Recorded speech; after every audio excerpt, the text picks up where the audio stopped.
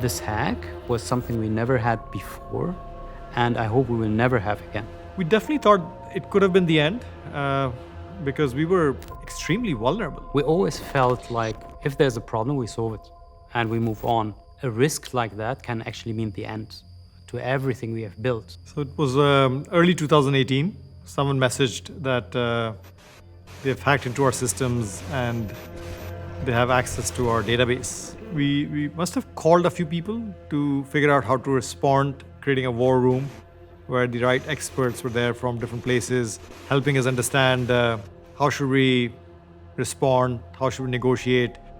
We came out of it much wiser. But the one big realization that we had from it was that we had to grow up. By that time, we were big, and our responsibility was tremendous. We had so many captains on the platform, we had our colleagues on the platform, we had so many investors behind us. Act like a huge tech company, which we were at that point. That was a huge learning for us. Careem emerged from the attack bruised, but wiser. They knew they were now big enough to be a target and had to work in a more sophisticated way.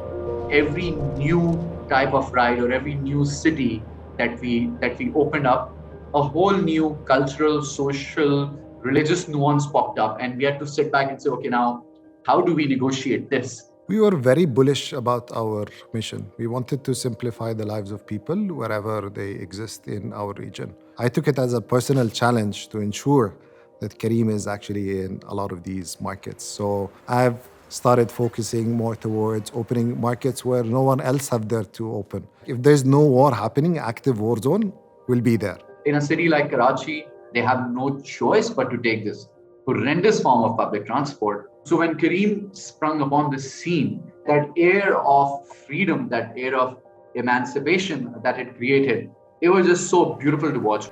Went to Iraq, Palestine, Sudan. I remember I was attending this conference, and I remember this old man coming to me and said, like, thank you from the bottom of my heart to you and Careem.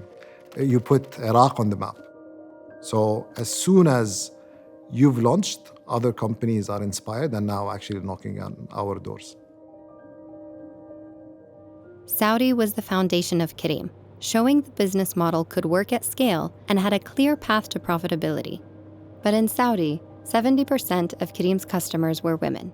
Some questioned what would happen to Careem if women were able to drive. In Saudi, especially because women weren't able to drive at that time, everyone knew Careem. The Saudi before Careem was a Saudi where 2.5 million women were not able to work just because of not having a proper transportation mode. A lot of people asked us, especially as we were raising money, what happens when women can drive in Saudi? Would that be detrimental to the business? And our response always was, it is the right thing for the society, and we as Careem, as an organization that wants to move the region forward, have to be on the right side of that decision. A few minutes ago, a royal decree has been issued in Saudi Arabia giving women the right to drive.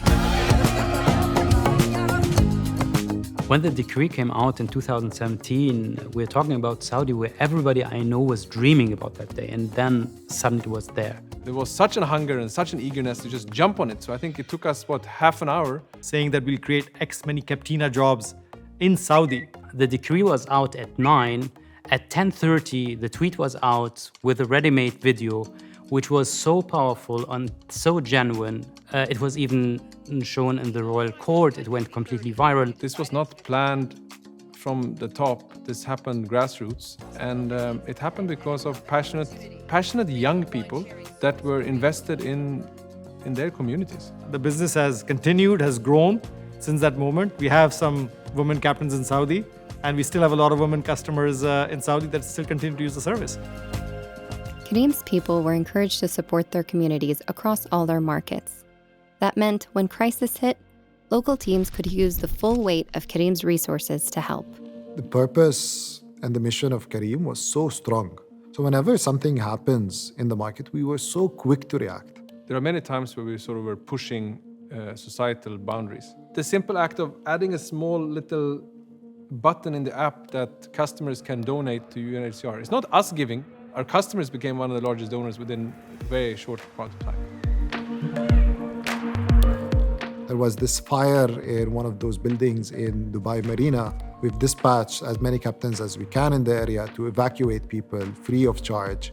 There has been a couple of incidents where blood was needed to be donated.